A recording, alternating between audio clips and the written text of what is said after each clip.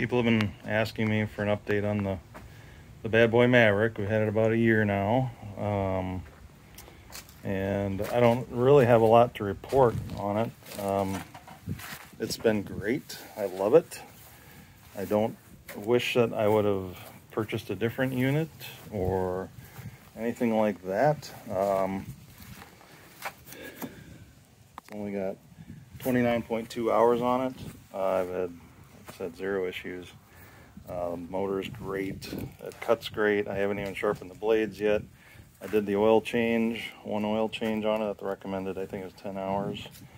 But the only thing that I would change about this purchase is that instead of the 54-inch deck, I would have got the 60-inch deck, because this motor can easily handle a bigger deck, and I do cut some bigger swaths of grass. So I wish I would have maybe, that'd be the only thing I could say that maybe I would do differently. But I mean, it's a great machine. There's nothing wrong with the machine itself.